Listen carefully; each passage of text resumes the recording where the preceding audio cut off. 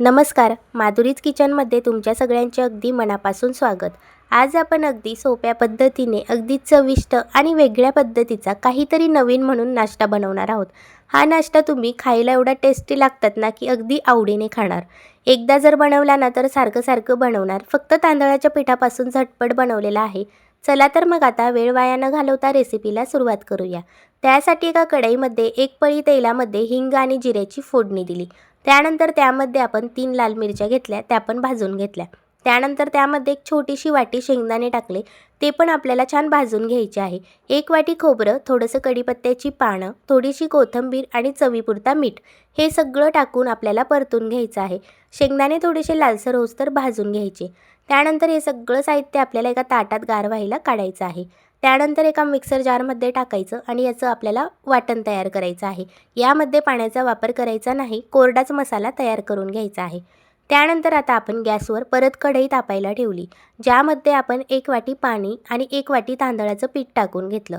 त्याआधी आपण पाण्यामध्ये 1 पळी तेल, चवीपुरता मीठ टाकायचं।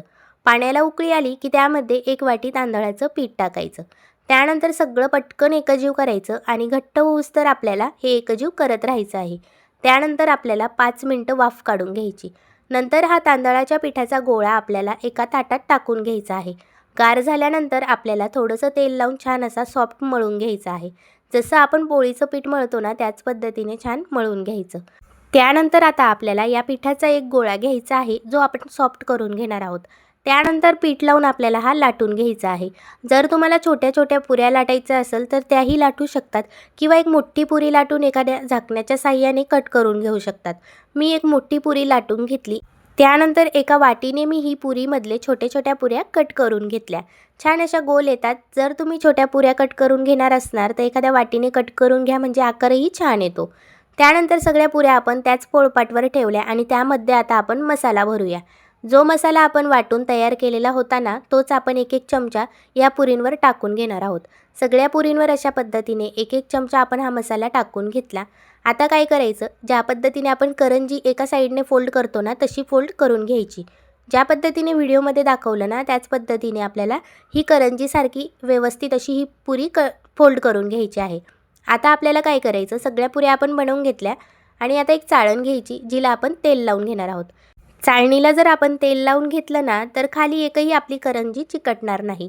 या करंजीला आपण मसाला करंजीसुद्धा म्हणू शकतो, जे नाव द्यायचं ते द्या, पण खायला एवढी टेस्टी लागते ना। आता आपण ह्याच पद्धतीने सगळ्या करंज्या छान अशा या चाळणीमध्ये ठेवून घेणार आहोत।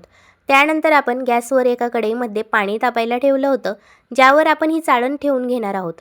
त्यानंतर आपल्याला जास्त वेळ वाफ काढायची नाही, फक्त 5 ते 7 मिनिटं वाफ काढून घ्यायची आहे। त्यानंतर झाकण ठेवून आपल्याला 5 ते 7 मिनिटं वाफ काढून घ्यायची।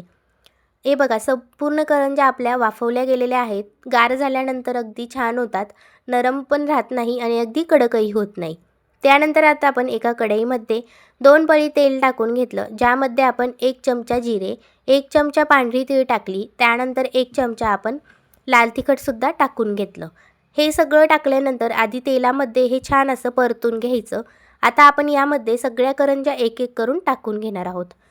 सगळ्या करंज्या यामध्ये टाकून घ्यायच्या आणि सगळ्या परतून घ्यायच्या। 5 मिनिटं मस्त कुरकुरीत होईस्तोवर आपल्याला या परतत राहायच्या आहे। या करंज्या जर आपण वाफवून घेतल्या ना तर अजिबात तुटत नाही आणि खायला तर एवढ्या टेस्टी लागतात ना, 1 नंबर रेसिपी आहे। एकदा ही रेसिपी जर तुम्ही ट्राय केली ना, थोडा वेळ लागतो बनवायला, कमी साहित्यात बनते पण थोडासा वेळ घेते बनवायला, पण जर एकदा बनवली ना तर सगळे अगदी आवडीनेच खातील। एकदा तुम्ही ही रेसिपी मुलांसाठी नक्की ट्राय करा, त्यांनासुद्धा खूप आवडेल। तिखटऐवजी तुम्ही मिरचीचा वापरसुद्धा करू शकतात, पण तिखट जर टाकलं ना तर ह्या दिसायलासुद्धा अगदी छान दिसतात। ह्याच पद्धतीने आपण 5 मिनिटं परतून मस्त अशा कुरकुरीत ह्या करंज्या फ्राय करून घेतलेल्या आहेत। तुम्ही बघू शकतात, न तुटता अगदी छान अशा संपूर्ण मसाला करंजी आपली झालेली आहे। तांदळाच्या पिठाचा हा नाश्ता सगळ्यांना खूप आवडेल, तुम्ही एकदा नक्की ट्राय करू शकतात।